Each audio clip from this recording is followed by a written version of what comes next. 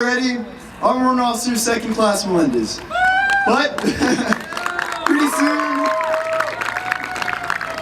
pretty soon that's gonna change to just Luis.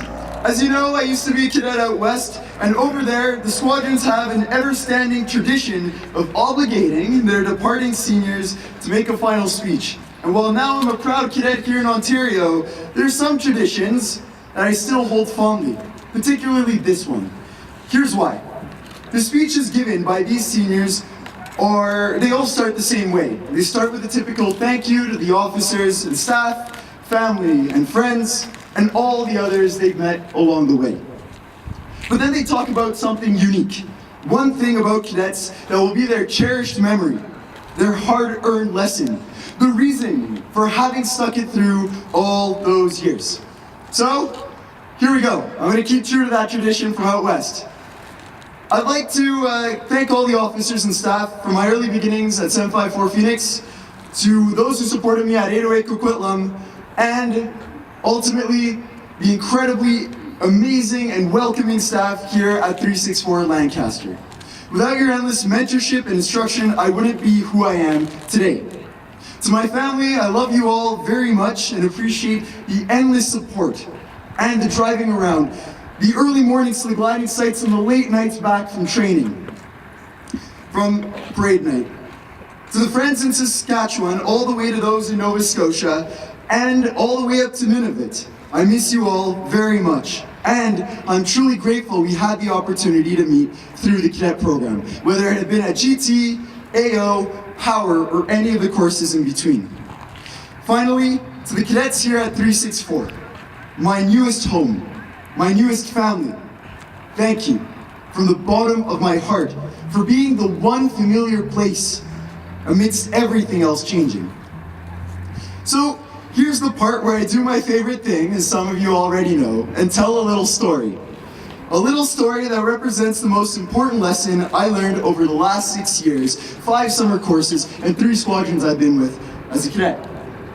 I joined cadets in 2013 to become a pilot. It was my goal ever since I was little. When I first walked in, I was astonished during opening parade inside the gym. What I couldn't believe was that all the cadets were able to stand there, frozen, at attention, not moving, not scratching, not getting tired. I couldn't believe it. And in fact, when I first started, I had a lot of difficulty with it. I'd cramp up, I'd get tired, I wanted to scratch. Man, I really didn't like it at all. But 12-year-old Cadet Melendez knew that if he wanted to become a pilot, he'd have to do drill for at least half an hour without scratching, believe it or not.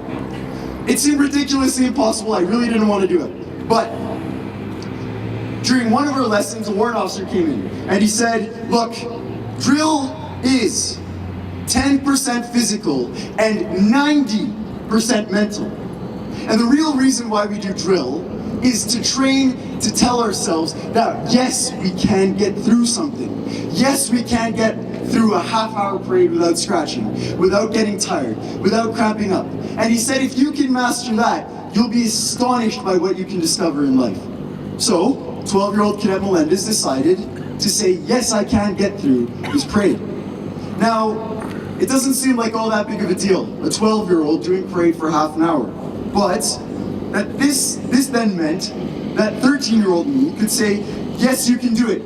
You can ski up that hill when I joined biathlon. It meant that 14-year-old me could say, yes, you can do it. You can nail this lesson evaluation in level 3. It meant that 15-year-old me could say, yes, you can do it. You can get that national course when going for aircraft operations. It meant that 16-year-old me could say, yes, you can do it. You can study for 1 more hour when chasing glider. And it meant 17-year-old me could say, yes, you can do this. You can fly this airplane right before the big flight test. And it means that me today am able to stand here in front of you and say, yes, I can do it. I can do anything. But you see, this lesson is not isolated to just drill, biathlon, survival, sports, aviation, or cadets at all. This lesson is one about ourselves.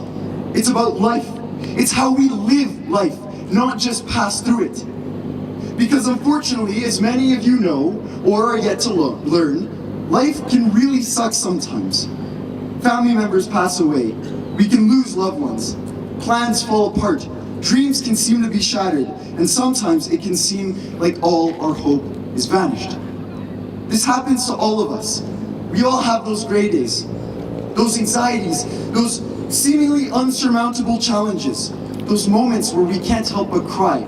I know because I have them too, believe it or not. But it is in those moments that we have a choice.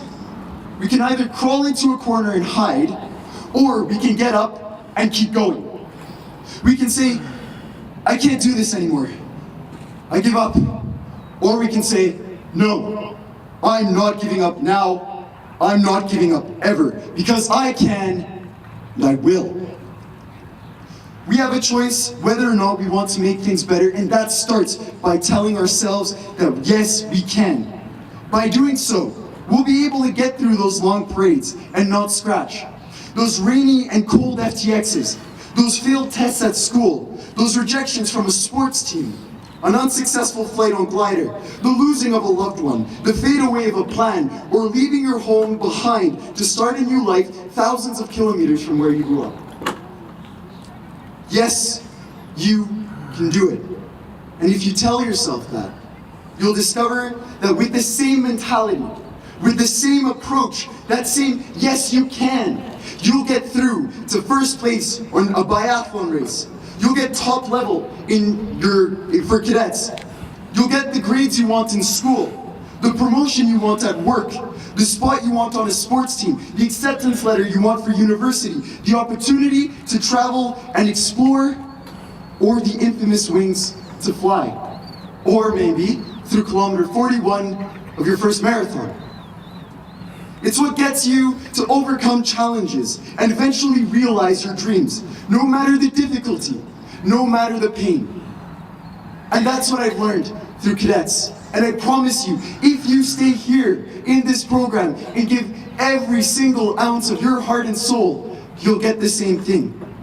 Because yes, I can. These 3 little words, learned by doing something so simple, is our way of saying, per ardura ad astra, through adversity, to the stars.